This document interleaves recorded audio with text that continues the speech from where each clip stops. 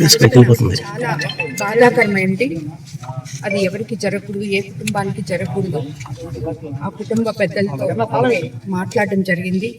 నా తరఫున కానీ ప్రభుత్వం తరఫున కానీ తప్పకుండా అండగా ఉంటామని చెప్పి వాళ్ళకి చెప్పడం జరిగింది. అదేవిధంగా అధికారులకి స్పష్టంగా ఆదేశాలు ఇచ్చాం. జరిగిన నాటి నుంచి ఎటువంటి ఇబ్బంది కాకుండా వాళ్ళకి అండగా నిలబడాలి అని చెప్పి అధికారులకి చెప్పడం. మేము స్థానికంగా కూడా అండగానే ఉన్నాం. కానీ తిరిగి మళ్ళీ మంచి వార్త వింటాము అనే విధానంతో ఇది మనం అందరికీ వెళ్ళబరచలేకపోయాం. కానీ ఈరోజు పరిస్థితి ఇలా జరిగిపోయింది. దానికి మేమెవ్వరూ అది ఊహించలేదు. మళ్ళీ ఈ ప్రభుత్వంలో ఎప్పుడు కూడా ఆడపిల్లలకి అన్యాయం జరిగితే ఒప్పుకునే సమస్య లేదు.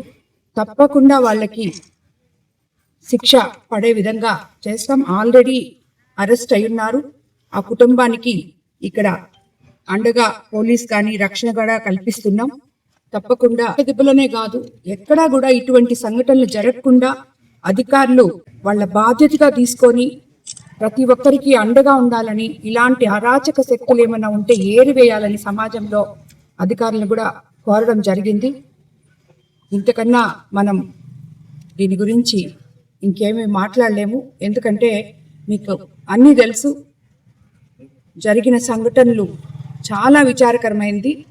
దాన్ని మనం ఎవరం వాళ్ళకి, ఆ కుటుంబ సభ్యులకి తిరిగి తెచ్చివ్వలేము కూడా. వాళ్ళు కోల్పోయింది మనం తిరిగి తీసుకొచ్చి ఇవ్వలేము. అటువంటి సంఘటన జరిగింది. కాబట్టి మనం తప్పకుండా ఆ కుటుంబానికి అండగా ఉంటాం. ప్రభుత్వం అండగా ఉంటుంది, మనము అండగా ఉంటాం. పోలీసులు, అధికారులు అందరూ కూడా అండగా ఉంటారని చెప్పి తెలియజేస్తున్నాం.